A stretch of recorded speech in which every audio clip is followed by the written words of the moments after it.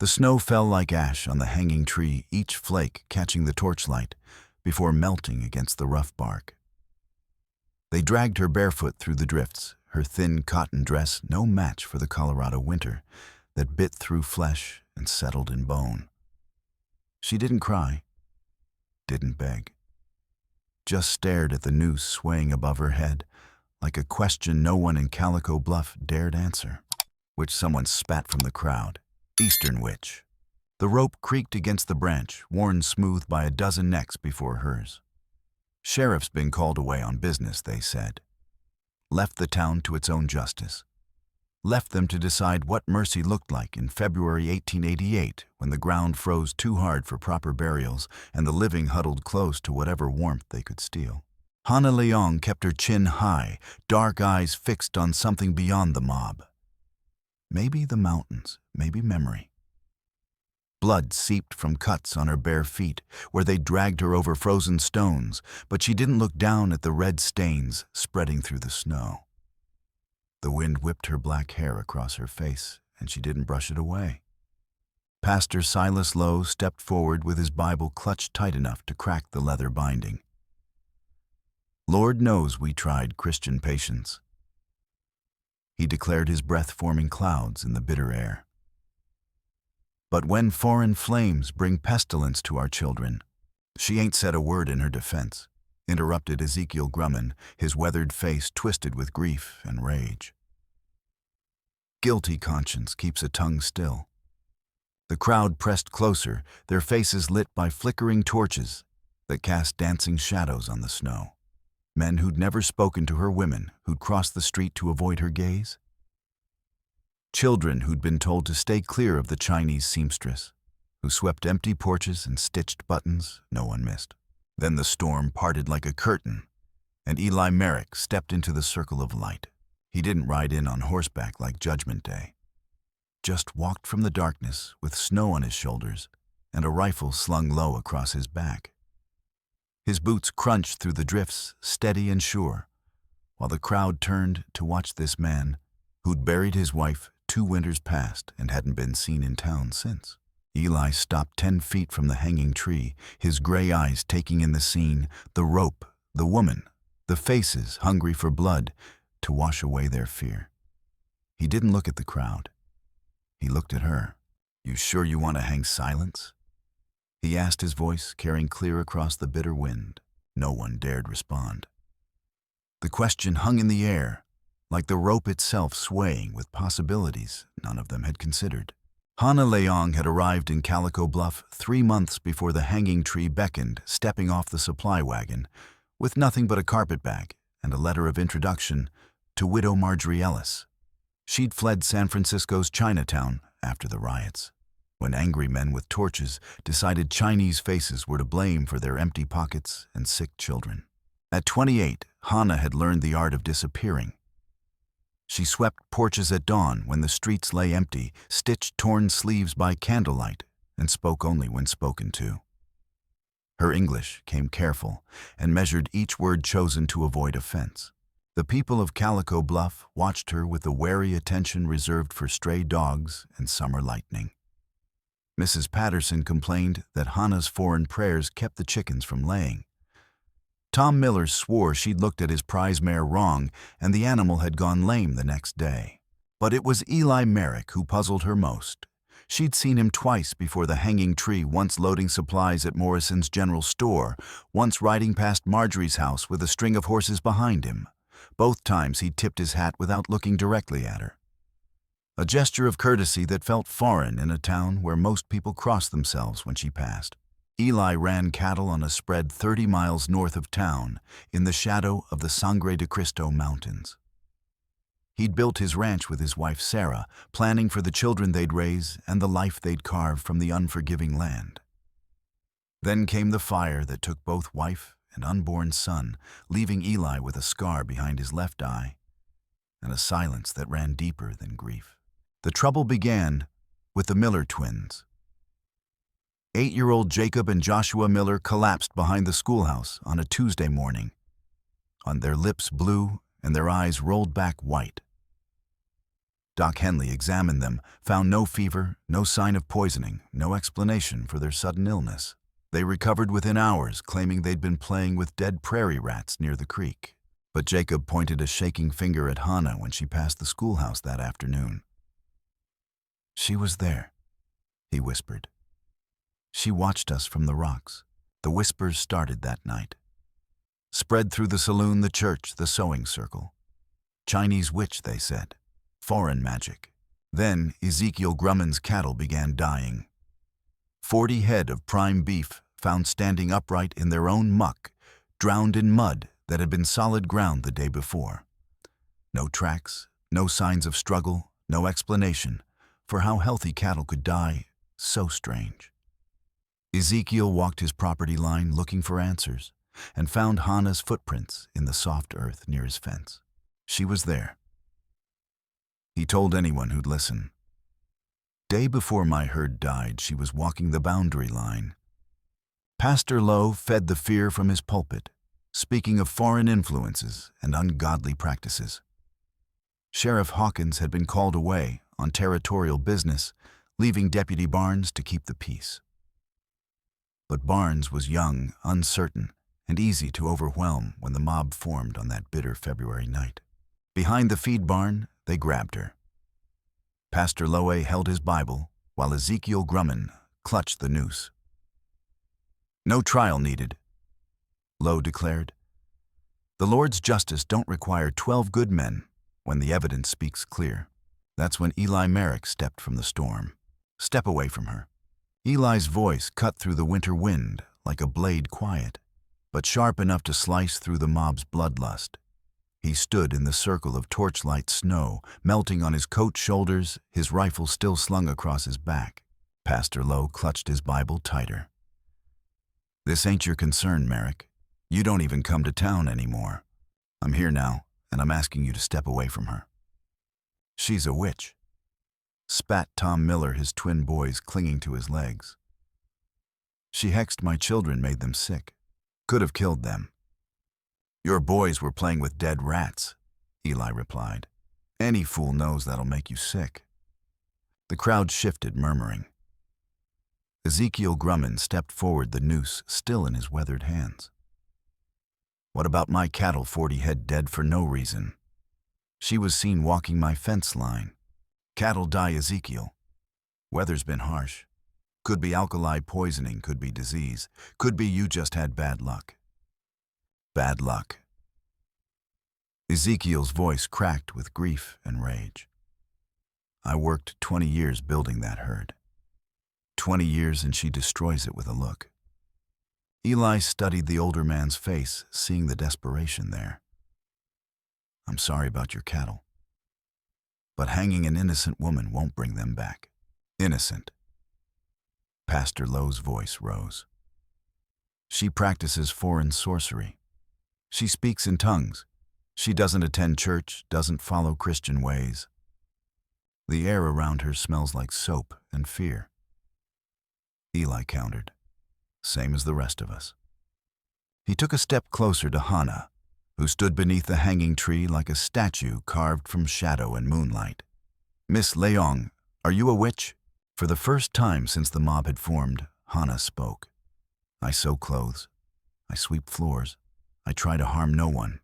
"We're there," Eli said, turning back to the crowd. "She's answered your charges." "Words," scoffed Deputy Barnes. "Evil speaks smooth when it needs to." "Then let her prove it," suggested Mrs. Patterson. "Let her swear on a Christian Bible that she's done no harm." Pastor Lowe held up his leather-bound book. "Swear on the word of God, woman. Swear you've brought no evil to this town." Hana looked at the Bible, then at the faces surrounding her. "I do not swear on books not my own. But I give you my word, I have harmed no one in this place." The crowd erupted in angry shouts. Refusing to swear on the Bible was proof enough for most of them. They pressed closer, their torches creating a circle of heat and light. "Foreign devil," someone called out. "Heathen witch. She admits it," Ezekiel declared, raising the noose. "Won't swear on God's own word. What more proof do we need? Eli stepped between Hana and the crowd, his hand finally moving to rest on his rifle stock. I need proof that makes sense. And hanging a woman for being different doesn't make sense to me. Then maybe you're touched by her evil too, suggested Tom Miller. Maybe she's bewitched you like she bewitched my boys. The accusation hung in the air like smoke from their torches.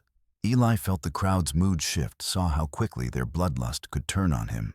Maybe, he said quietly. Or maybe I just remember what it feels like to be blamed for things beyond my control. The silence stretched thin.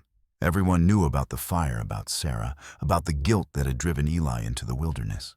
This is different, Pastor Lowe said, but his voice lacked conviction. Is it you blamed me for Sarah's death? Called it God's judgment for my sins. Now you want to blame her for your troubles. Maybe the real curse is how quick we are to point fingers. He turned to face Hana. Miss Leong, will you come with me away from here? She studied his face, searching for something. Why? Because hanging silence never solved anything.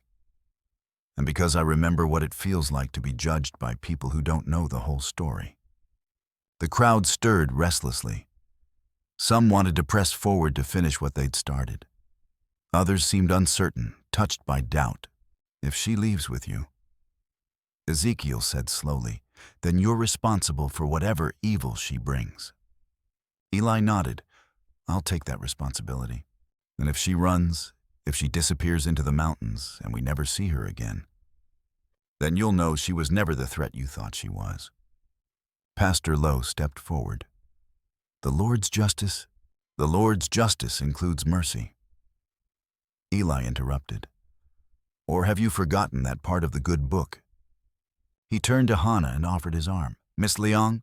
She looked at the noose still hanging from the tree, then at the faces of the people who'd been ready to watch her die. Finally, she placed her hand on Eli's arm. Much obliged, she said quietly. Together, they walked away from the hanging tree, leaving the crowd to argue among themselves about justice and mercy, about the fine line between protecting their community and destroying their souls.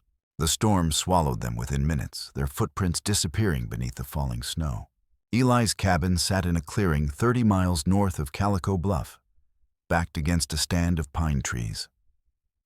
The structure was solid, hand-hewn logs, chinked with mud and moss, a stone chimney windows fitted with real glass. Sarah had insisted on the windows, wanted to watch the sunrise paint the peaks while she cooked breakfast. The ride from town had taken 4 hours through the storm, Hana wrapped in Eli's spare coat and riding behind him on his mare. Inside the cabin, Eli built up the fire, while Hana stood near the door, unsure of her welcome. The interior was sparse, but clean: a table and 2 chairs, a bed built into one corner, shelves lined with books and supplies. Your wife, Hana said softly, looking at a sampler hanging on the wall. She made this. Sarah had a gift for making things beautiful. Eli poked at the fire. She'd have liked you, would have invited you for supper, asked about your family, your life before. And now I'm offering you a place to stay until this settles, if you want it. She considered this. They will not forgive you for this. Taking me from their justice wasn't justice. Was fear dressed up in righteousness. I've seen what fear does to people, how it makes them cruel, and what it costs those who stand against it. They ate in companionable silence, beans and salt pork, cornbread, coffee strong enough to wake the dead. It was near midnight when the first threat came. Eli heard them before he saw them, horses moving through the snow, trying to be quiet about it. He blew out the lamp and moved to the window. 3 riders, maybe 4, sitting their horses just beyond the tree line. Get down, he whispered to Hana, away from the windows. The riders didn't approach, just sat there in the snow, their presence a message clearer than words. After an hour, they rode away. But their message remained. The next morning, Eli found the first sign, nailed to his gate, a piece of board with words burned into the wood, "Send her back or face the consequences." The threats escalated over the following days. Someone slashed the bell rope at his gate, the one Sarah had hung to call him in for meals. They found a dead crow nailed to his porch, its wings spread wide. Red paint, or maybe blood, appeared on his barn door. Witch lover. They're trying to drive us out, Hana observed. Make life so hard, we have no choice but to leave. I don't run from bullies, even when the bullies are your neighbors, your community. Especially then.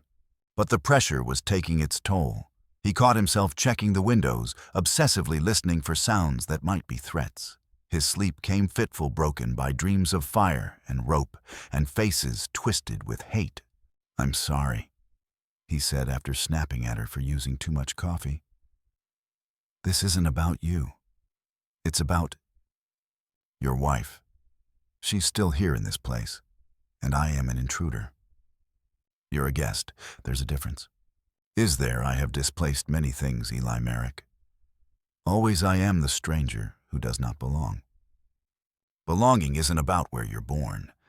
It's about where you choose to make your stand. The next morning they found Marjorie Ellis standing at the gate, her face pale and her hands shaking. I can't stay, she said, glancing nervously at the tree line. They're watching. Who's watching? The committee. That's what they're calling themselves now. Tom Miller, Ezekiel Grumman, Pastor Lowe. They've got others with them, men from the neighboring ranches, some of the merchants from town. She pulled a letter from her coat, handed it to Hana. This came for you, from San Francisco. Hana took the letter with trembling hands, but didn't open it. There's talk of a vote, Marjorie continued. Official-like. Every household gets a say, life or death, mercy or justice. They're planning to hold it next week. A vote. Eli's voice was sharp with disbelief. They're going to vote on whether to murder someone. They're calling it justice, saying it's democratic, civilized. After Marjorie left, Hana finally opened her letter. Eli watched her face as she read, saw the tears she tried to hide. Bad news. My cousin in San Francisco. She writes that the riots are over, that it's safe to return. She says there is work, a place to stay. Hana's voice was steady, but her eyes held terrible sadness. And she warns me not to trust white men who offer help. Says they always want payment one way or another. Do you think that's what this is, payment? Hana looked at him for a long moment. I think you are a man who lost everything and found a way to give meaning to his loss. I think you are trying to save me because you could not save her. Maybe. Does it matter? I do not know, but I think it matters to you. That night, unable to sleep, Eli stood at the window, watching the darkness. Tell me about the letter, he said finally, the part that made you cry. Her hands stilled on the fabric she was mending. My cousin writes that my mother's grave was disturbed. Vandals, she thinks. They scattered the headstones, scattered the flowers I had left. I'm sorry. In China, we believe the dead need tending, that they watch over us if we remember them properly. But here, the dead are just gone, and the living are too busy surviving to remember. I remember Sarah every day. Yes. But you remember her as she was not as she needs to be. There is a difference. The sound of horses came again through the night. This time they didn't just watch. They came to the gate and someone called out through the darkness. Merrick. We know you're in there. We know she's with you. Eli took up his rifle, moved to the window. In the moonlight, he could see 6 men on horseback, their faces hidden by scarves. Send her out, Merrick. Send her out and we'll let you be. Keep protecting her and we'll burn you out like the witch you're harboring. I don't negotiate with cowards who hide their faces. Eli called back. Then you'll burn with her. The riders turned and disappeared into the darkness. They will not wait much longer, Hana said. No, they won't. I should go, tonight, before they come back. But we're into the mountains in winter, you'd die before dawn. Better than dying here and taking you with me. Nobody's dying tonight. Not you, not me, not them. But tomorrow we make them remember what they used to be, before fear made them forget. The vote was scheduled for Saturday. Word spread through Calico Bluff like wildfire. Every household would have a say. Every voice would be heard. Pastor Lowe called it democratic justice, one voice per household. Eli told Hana, 26 households, 27 if you count mine. And how many will vote for mercy? Eli considered this running through the families in his mind. Not enough. Not unless something changes. That something came the next morning in the form of Maribel Grumman, Ezekiel's wife. She arrived on foot, having walked the 5 miles from town through snow that reached her knees. Her face was wind-burned and desperate. I need to speak with her, she said, refusing Eli's offer of coffee. With the Chinese woman, alone. The barn was cold and quiet. Eli busied himself with unnecessary tasks, but he could hear voices from the cabin too low to make out words, but rising and falling with the rhythm of confession. When he returned, Maribel was gone. Hana sat at the table, her hands wrapped around a cup of coffee that had gone cold. She knows, Hana said without preamble. Knows what? That I didn't kill the Miller twins. That I didn't curse the cattle. That I am what I said. I was a woman who sews clothes and sweeps floors and tries to harm no one. Then why isn't she testifying to that? Because fear is stronger than truth. Because her husband would never forgive her. Because she has her own children to protect. What did she tell you? She saw the Miller twins the day they got sick.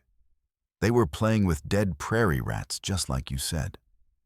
She was going to tell their parents, but then the boys got sick and pointed at me, and suddenly it was easier to let them believe in witchcraft than rat poison. And the cattle. Ezekiel had been feeding them bad hay. Hay that got wet and moldy in the barn. She told him it smelled wrong, but he said they couldn't afford to waste it. When the cattle started dying, he dumped the hay in the creek rather than admit his mistake. So she'll let them hang you for her husband's pride. She'll let them hang me because she's afraid.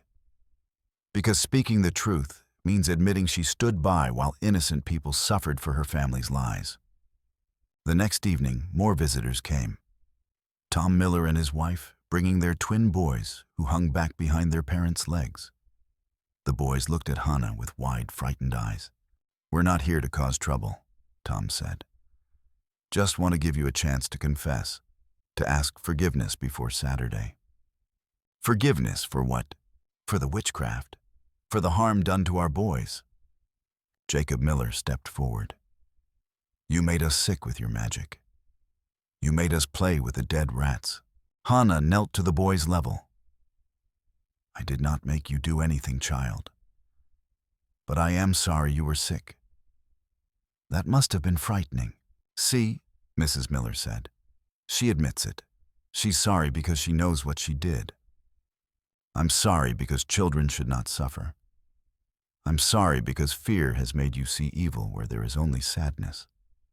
2 days before the vote, Deputy Barnes arrived with an official summons. Charges of witchcraft, malicious mischief, conspiracy against the public good. Those aren't real crimes, not under territorial law. They are if the community says they are. Friday night, the night before the vote, Eli couldn't sleep. He stood at the window, rifle in hand, watching for riders. The moon was full, turning the snow-covered landscape into something bright and terrible. You should rest, Hana said. Can't. Keep thinking about tomorrow. What about tomorrow? About what happens if the vote goes against you. About whether I'll have the courage to do what needs doing. And what needs doing. Whatever it takes to keep them from murdering an innocent woman. Even if it means becoming what they say you are. A man touched by evil willing to kill his neighbors for a stranger. You're not a stranger anymore. Then what am I? You're someone who showed me that grief doesn't have to make you cruel. That losing everything doesn't mean you stop caring about anything. The next morning dawned, clear and cold. They rode into town together, Hana sitting behind Eli on his horse. She dressed in her best clothes, a dark blue dress with buttons that caught the sunlight, her black hair braided beneath a hat that had belonged to Sarah. The town square was packed with people. A makeshift platform had been erected near the church with a podium and chairs for the town council. Pastor Lowe stood at one end, his Bible clutched like a weapon. Mayor Hutchins occupied the center. Ezekiel Grumman sat with the other accusers, citizens of Calico Bluff. Mayor Hutchins began, "We gather today to render judgment in the matter of Hana Leong, accused of practicing witchcraft and bringing harm to our community. The accused will now face her charges." Miss Leong stepped forward.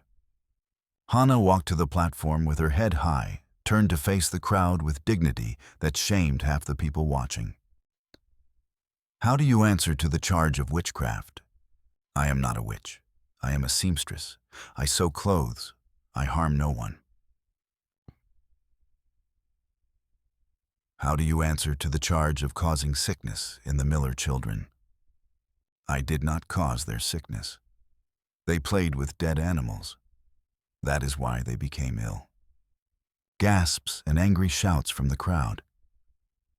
Tom Miller stood up. "She admits watching our boys, admits being there when they got sick. I walked past the schoolhouse. I saw children playing. I did not speak to them or approach them. I did nothing to cause them harm." "How do you answer to the charge of cursing Ezekiel Grumman's cattle?" "I did not curse any animals. I walked past Mr. Grumman's fence. That is not a crime." Ezekiel rose from his chair. "My cattle were healthy until she came near them. 40 head dead within days. You call that coincidence. I call it bad feed. Moldy hay will kill cattle just as surely as any curse." The crowd erupted in angry shouts. "Enough." The voice cut through the chaos like a whip crack. All heads turned to see Maribel Grumman pushing through the crowd, her face pale but determined. She climbed onto the platform without invitation. "I have something to say. Something that needs saying before we do something we can't undo." Ezekiel shot to his feet. "Maribel, get down from there. This ain't your place. It is my place. Because I've been carrying lies for too long, and they're poisoning me from the inside." Mayor Hutchins looked confused. "Mrs. Grumman, this is highly irregular. So is voting to murder an innocent woman." Maribel turned to the crowd. "I saw the Miller twins the day they got sick. They were playing with dead prairie rats behind the schoolhouse, throwing them at each other, daring each other to touch the rotting things. That's what made them ill, not witchcraft, not curses, just children being foolish with disease." The crowd stirred uncertain. Tom Miller's face went pale. That's not what the boys said. The boys were scared. Scared of getting in trouble for playing with dead things. When they pointed at Miss Leong, it was easier to let them blame her than admit what they'd really done. "You're lying," Ezekiel snarled. "And the cattle. The hay in the north barn. It got wet during the October storm, started to mold. I told you it smelled wrong, told you not to feed it to the herd. But you said we couldn't afford to waste it." Maribel stopped. "When the cattle started dying, you dumped the bad hay in the creek rather than admit your mistake. You let everyone think it was witchcraft because that was easier than admitting you killed your own animals with pride and penny pinching." The silence that followed was deafening. Every eye was on Ezekiel Grumman, watching a man's world crumble in real time. "Is this true?" Mayor Hutchins asked quietly. Ezekiel looked at his wife, at the crowd, at the woman he'd been ready to see hanged for his own failures. "The hay was moldy. I thought maybe if I mixed it with good feed, it wouldn't matter." The crowd erupted in angry shouts. But this time, the anger was directed at Ezekiel, at the Millers, at the people who'd been ready to commit murder to cover their own mistakes. "You would have let them hang her," someone called out. "Let them kill an innocent woman for your pride." Hana stood on the platform like an island of calm. When the shouting died down enough for her to be heard, she spoke. He did not know. Fear makes people blind. Shame makes them desperate. Mr. Grumman is not evil, he is human. Dr. Henley stepped forward. I examined the Miller boys when they took sick. Found no evidence of poisoning, no signs of supernatural influence. Just the kind of illness that comes from handling dead animals. I should have spoken up then. And I said another voice sold Ezekiel that moldy hay. Morrison, the feed store owner, emerged from the crowd. It got wet in my barn during the storms. I should have thrown it out, but I thought maybe if I sold it cheap enough, someone could make use of it. One by one, other voices joined in. People confessing to small lies, petty deceptions, moments of selfishness that had contributed to the tragedy unfolding before them. We were wrong, Mayor Hutchins said finally. All of us. We let fear make us forget who we wanted to be. But not everyone was ready to accept this revelation. Tom Miller pushed forward. You're all being bewitched. Can't you see she's using her foreign magic to make you doubt yourselves? A few voices murmured agreement, but the spell of fear had been broken. Too many truths had been told, too many lies exposed. My boys were healthy until she came, Tom insisted. They've had nightmares ever since wake-up screaming about dead things and foreign words. Your boys have nightmares, Hana said gently. Because they're afraid. Because they did something that frightened them and now they carry guilt they don't understand. Tom stopped, struck by her words. Behind him, his wife gathered their twins closer. You want to know why your boys have nightmares? Because they sense your fear. Children always know when adults are afraid, even when we try to hide it. Tom's shoulders sagged. I just want them to be safe. They will be safer when you teach them that safety comes from understanding, not from hatred. The platform fell silent. Around the square, people shuffled their feet, avoided each other's eyes, grappled with the weight of what they'd almost done. But the revelation of truth didn't end the threat, it transformed it. As the crowd began to disperse, a smaller group gathered near the church. Pastor Lowe stood at the center, his face pale but his eyes burning with something that might have been righteous fury or might have been madness. This doesn't end it, Lowe was saying. Truth or no truth, she's still a heathen, still refuses to acknowledge Christ as her Savior. Preacher's right, growled Jake Morrison. Maybe she didn't witch the cattle or the boys, but that don't make her one of us. Eli eased closer, Hana beside him, both listening to the ugly turn the conversation was taking.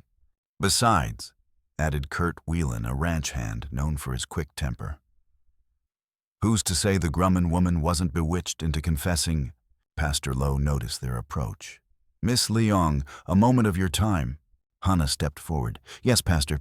I've been thinking about your refusal to swear on the Bible yesterday. About what that means for a Christian community. I meant no disrespect, but disrespect was given whether you meant it or not. You see, the good book tells us that those who are not with us are against us. The group around him nodded their faces hard.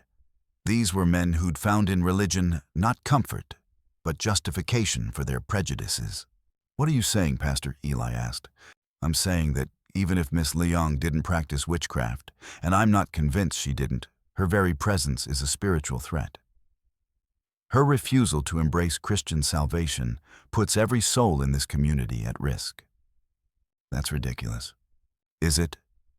The Bible is clear about what happens to communities that tolerate evil in their midst. Sodom and Gomorrah fell because good people stood by while sin flourished. Kurt Whelan spat in the snow. All this talk is making my head hurt. Way I see it, the vote was supposed to settle things. But the vote got muddied with lies and witchcraft. Maybe we need a different kind of settling. What kind? Eli's hand moved toward his rifle. The kind that don't require counting ballots. The threat hung in the air like smoke from a funeral pyre. You threatening her? Or threatening? Pastor Lowe looked genuinely puzzled. No, Mr. Merrick. We're trying to save your soul.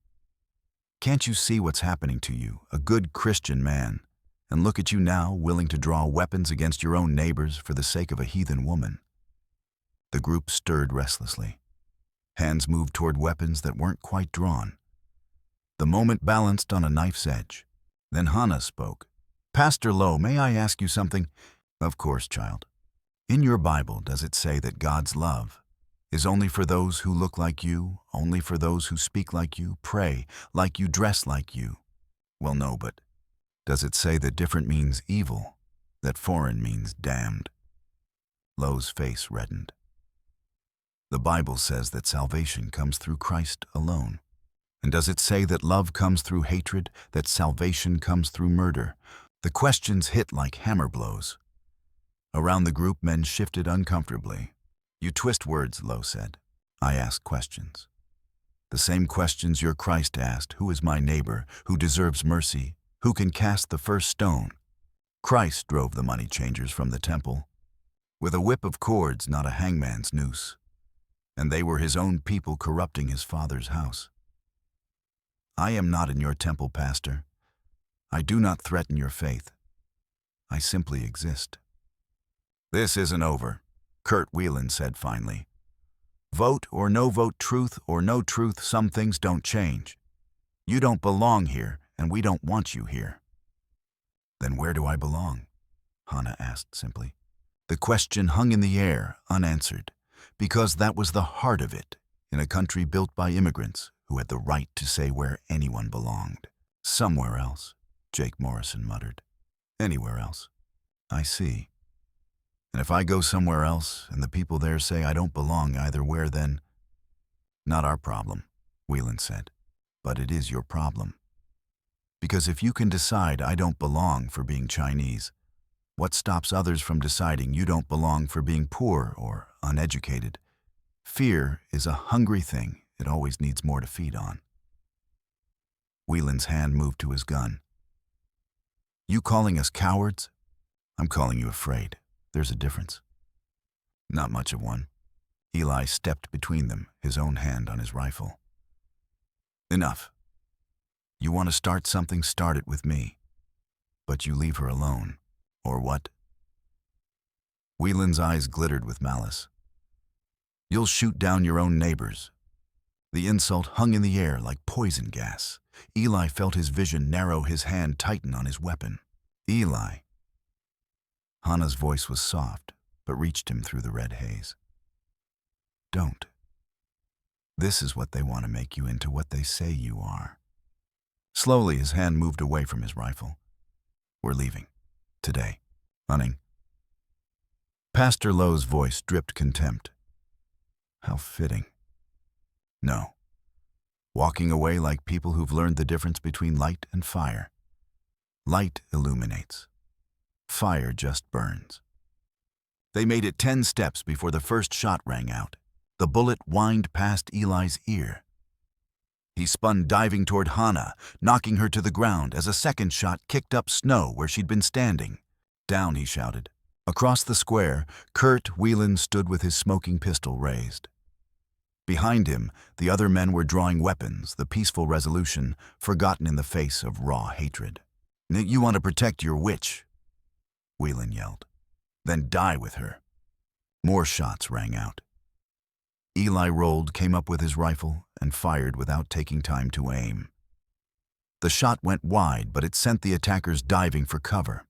"The store," Eli said to Hana, pointing toward Morrison's general store. "Get to the store." She ran, keeping low, while Eli laid down covering fire. More men were joining the fight now, drawn by gunshots and the promise of violence. "Merrick." Mayor Hutchins' voice carried across the square. "Stand down. This has gone far enough." "Tell that to them," Eli shouted back. The battle raged for minutes that felt like hours. Bullets flew back and forth, splintering wood and shattering windows. Then Dr. Henley appeared at Eli's side, carrying an old army rifle. "This is insane," the doctor said, firing at Whelan's position. "We're going to destroy the whole town." Before Eli could answer, a new voice joined the chaos. Deputy Barnes came running across the square, his badge glinting, his weapon drawn. The everyone stand down by order of the territorial government, but his words were lost in the gunfire. The fight had taken on a life of its own, fueled by adrenaline and old grudges. That's when Pastor Lowe emerged from behind the church, and he wasn't alone. Behind him walked Jesse Grumman, Ezekiel's 15-year-old son, carrying his father's hunting rifle with shaking hands. "Jesse." Ezekiel's voice came from the crowd. "Jesse, get back here." But the boy kept walking, his young face pale but determined. "Miss Leong, come out." Hana appeared in the doorway of the general store. "I'm here, Jesse." "You killed our cattle," the boy said, raising the rifle. "You made my family poor." "No, child. I did none of those things." "Oh, you lie." Jesse's hands were shaking badly. "Foreign devil witch." The square fell silent except for the boy's ragged breathing. Everyone was watching, waiting to see if a 15-year-old would commit murder. "Jesse," Eli called out softly. "Put the rifle down. This isn't your fight." "She destroyed my family. Everything's gone wrong since she came. Things were broken before I came," Hana said, stepping into view. "Your family was struggling. Your father was making hard choices. I didn't cause that. I just became a convenient place to put the blame." "Shut up!" Jesse swung the rifle toward her. That's when Ezekiel Grumman broke from cover, running toward his son with desperation written across his face. "Jesse, no. Don't you dare let them make you into what they made me." The boy turned at his father's voice, confused and frightened. The rifle wavered between targets. In that moment of confusion, with a child's finger on a trigger, anything could happen. "I'm sorry," Ezekiel said, tears streaming down his face as he reached his son. "I'm sorry for all of it. For the lies, for the fear, for making you think this was the answer." He gently took the rifle from Jesse's hands, set it down in the snow. Then he turned to face the crowd. "This ends now. My boy almost became a killer because of my pride, my stubbornness, my refusal to admit when I was wrong. I won't let that happen." Pastor Lowe stepped forward, his face flushed with rage. "Ezekiel, you're making a mistake. The only mistake I'm making is one I should have made weeks ago." Ezekiel picked up his son's rifle, pointed it directly at Pastor Lowe. "Stand down, preacher, all of you. This is over." The square erupted in confused shouts. Ezekiel's voice cut through the chaos. "We've shamed ourselves enough for one day." The standoff stretched taut. Too many weapons drawn, too many scared people with fingers on triggers. Then Hana did something that shocked everyone into stillness. She walked into the center of the square, into the space between all the drawn guns, and sat down in the snow. "This is what you wanted," she said. A foreign woman on her knees in the dirt. Helpless, defeated, at your mercy. The guns wavered. It was one thing to shoot at someone fighting back, another to execute someone who'd surrendered. Well, here I am. No weapons, no defenses, no threats. If you're going to kill me, do it now. But look at me when you do it. Remember my face." The silence was deafening. Pastor Lowe raised his pistol, his hands shaking.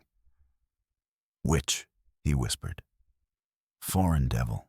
But looking at Hana, sitting calmly in the snow, seeing her dignity in the face of hatred, it became impossible to see her as anything but human. "Pastor," Deputy Barnes said quietly, moving closer, "lower your gun. She's a threat to our community. The only threat I see is good people about to do something they'll regret for the rest of their lives." Lowe's pistol trembled.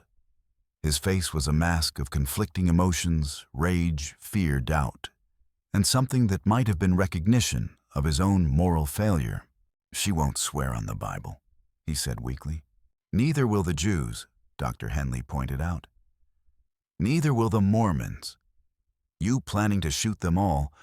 Around the square, weapons began to lower as people realized how close they'd come to mass murder.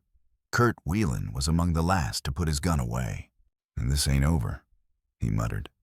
"Foreign devils got you all bewitched." Only thing bewitching anyone, Ezekiel said firmly, is our own fear. And I'm done being afraid of shadows. Pastor Lowe's gun finally dropped to his side. He looked around the square, seeing the faces of his congregation, his community. Instead of leading them toward righteousness, he'd led them toward something much darker. God forgive me, he whispered. God might, Hana said, rising gracefully from the snow. I'm not sure I can. The aftermath was like waking from a fever dream. People who'd been ready to kill each other minutes before now stood around awkwardly, unsure how to process what had nearly happened. Deputy Barnes took charge, ordering weapons put away, and tempers cooled. The crowd began to disperse, families gathering children and heading home to process what they'd witnessed. But several people approached Hana before leaving their faces heavy with shame and regret. Mrs. Patterson was first. I owe you an apology. I spread stories about you, said things that weren't true. I was afraid of what I didn't understand. Fear makes people cruel, Hana replied. But kindness makes them human again. Dr. Henley shook hands with both Hana and Eli.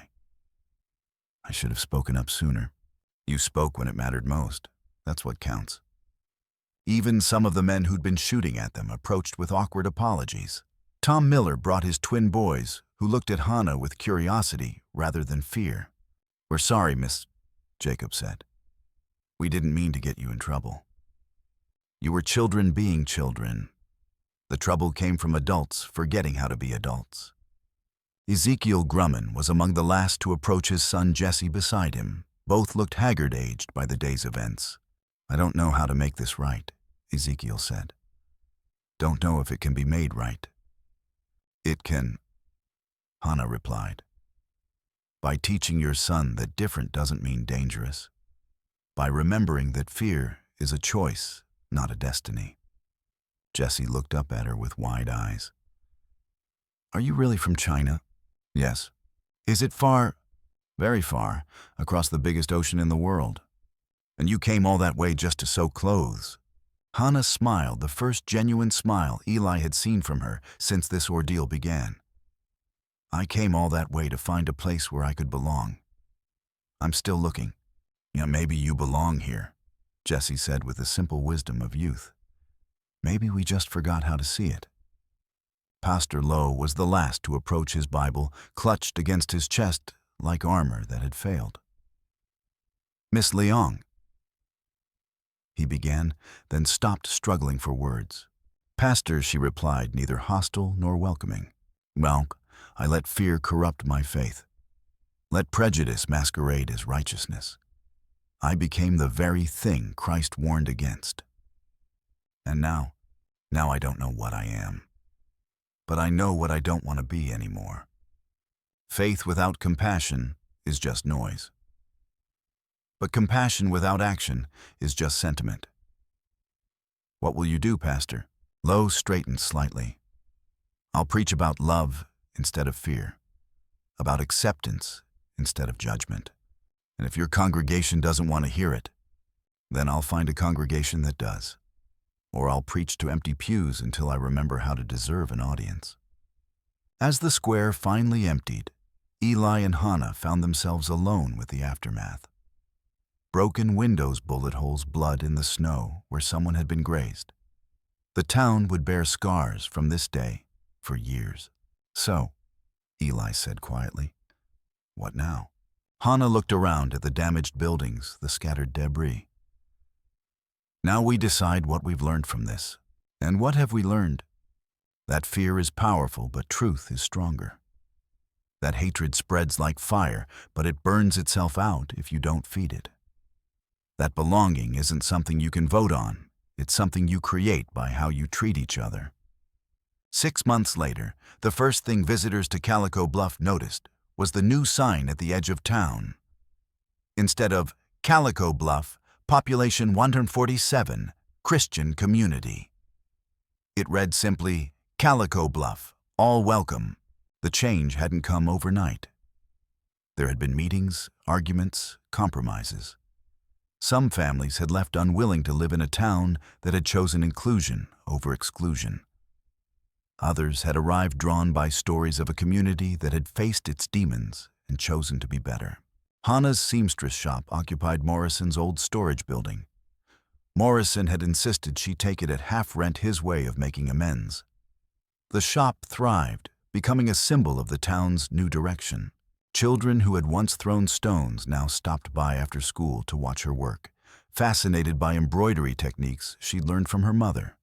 Their parents, initially wary, gradually relaxed as they saw their children's wonder transform into understanding.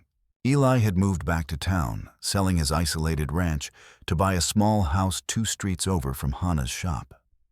Not because romance had bloomed, their relationship remained one of deep friendship, but because he discovered that exile was just another form of fear. He served as an unofficial deputy, now working with Barnes to keep peace in a town that had learned how fragile peace could be. His reputation as the man who'd stood against the mob made him a natural mediator when disputes arose. The most dramatic change came to the church. Pastor Lowe had kept his word, preaching compassion until his congregation split in half. Those who stayed heard sermons about loving thy neighbor that actually meant all neighbors. Those who left formed their own congregation with a new preacher. Ironically, Lowe's reduced but committed congregation began to grow again, as word spread about a church that practiced what it preached. Travelers often stayed for services, and some stayed permanently. Ezekiel Grumman had become one of Hana's most vocal supporters, a transformation that surprised everyone. He'd rebuilt his herd this time, listening to his wife's warnings about feed quality. More importantly, his relationship with Jesse had deepened as they worked to understand what they'd almost done. Jesse himself had become a bridge between old and new. As one of the few people present for both the near lynching and the gunfight, his perspective carried weight. He spoke at school assemblies about the dangers of fear and prejudice. "The thing about Miss Leong," he told his classmates, "is she's not scary once you get to know her. She's just different. And different isn't dangerous unless you make it dangerous." The changes weren't perfect. Kurt Whelan and his crowd still muttered about foreign influences. Some merchants were slow to serve Hana, and some children still whispered about the Chinese seamstress. But the balance had shifted. Where once silence had meant consent to intolerance, now silence was more likely to mean shame. Where once difference had been seen as threat, now it was increasingly seen as strength. The most visible symbol of change was the new community center, built where the old hanging tree had stood. The tree had been cut down by unanimous vote not to erase history, but as a declaration that the town's future would be different from its past. Inside the center, children from different backgrounds played together, while their parents discussed everything from crop rotation to territorial politics.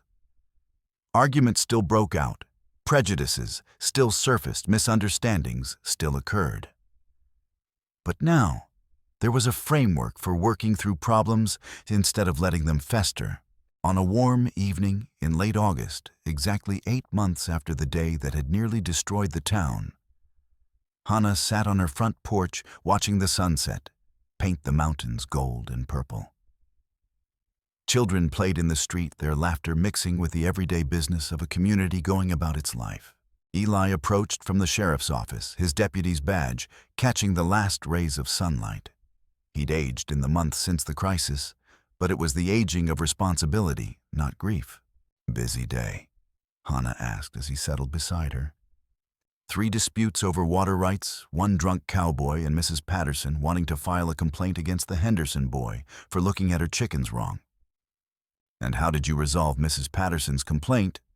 Told her to ask the chickens if they felt threatened. Hana laughed, a sound that still surprised them both with its lightness. For too long, her laughter had been rare and careful. "You know," she said, watching the children play, "my mother used to say that home isn't the place you're born or the place you choose. It's the place that changes when you arrive." And has this place changed? She considered the question, looking down the street where Tom Miller was teaching Jesse Grumman how to rope, while the Miller twins offered commentary. Where Dr. Henley was emerging from the Patterson house after delivering another baby. where Pastor Lowe was walking with Deputy Barnes, deep in conversation. "Yes," she said finally. "It's changed. We all have. For the better, I think so. We learned that fear makes people cruel, but courage makes them kind. That belonging isn't something you inherit, it's something you create together." A small delegation approached the porch. Jesse Grumman led the way, carrying something carefully in his hands. Behind him came the Miller twins, Mrs. Patterson, Dr. Henley, and several other townspeople. "Miss Leong," Jesse said formally, "we have something for you." He held out a folded quilt made from scraps contributed by nearly every household in town. The pattern incorporated traditional American designs, with motifs inspired by Chinese art. It was beautiful in its imperfection, a patchwork of different styles united by common purpose. "We thought you might like to have something made by all of us. Together." Hana accepted the quilt with trembling hands, feeling the weight of it, the hours of work it represented, the gesture of acceptance it embodied. "Thank you," she said quietly. "It's beautiful." "There's something else," Mrs. Patterson said, stepping forward with an envelope. "We took a vote, a real vote this time, about whether to make you an official citizen of Calico Bluff." Hana's heart stopped. She'd never dared dream of such formal acceptance. The vote was unanimous. "Welcome home, Hana Leong." The envelope contained a handmade certificate signed by every adult in town, declaring her a full citizen with all rights and responsibilities. It wasn't legally binding, but it was something more important, a promise, a commitment, a declaration that she belonged. "There's one more thing," Dr. Henley said, producing a small wooden box containing a badge. It read, "Community Advocate," and bore the seal of Calico Bluff. "We figured someone who'd been through what you've been through might have insights about helping other folks who don't quite fit in." Hana looked at the badge, understanding what it represented. Not just acceptance, but purpose. A role in shaping the community's future. "I accept," she said simply. As the delegation dispersed, Hana and Eli remained on the porch. The quilt lay across her lap, warm and soft, and smelling faintly of the different homes that had contributed to its creation. "So," Eli said quietly, "how does it feel to belong?" "Heavy. Wonderful, but heavy. Belonging means responsibility. It means caring about people who might not always care about you. Think you're up for it?" She looked out at the town spreading before them, at the children playing in streets where she'd once been dragged to a hanging tree, at the buildings that had sheltered both hatred and hope. "I think," she said finally, "that I'm exactly where I'm supposed to be." As they finished talking and prepared to go inside, a knock came at the door. Outside stood a young Chinese man, travel-worn and carrying a small bundle, his eyes wide with hope and fear.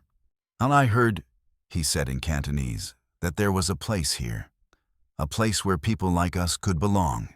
Hana looked at Eli, saw the understanding in his gray eyes, the same recognition that had driven him to step between her and the hanging tree. "There is," she replied in English, wanting the young man to know he could speak freely. "Come in. You're safe here." As the stranger entered the warm shop, looking around with wonder, Hana realized that this was how it would always be. One person at a time, one act of courage at a time, one community at a time, learning that strength came from inclusion. The work was far from over. There would be more strangers seeking refuge, more opportunities to choose between fear and hope. But for the first time since leaving China, Hana felt certain she was exactly where she belonged.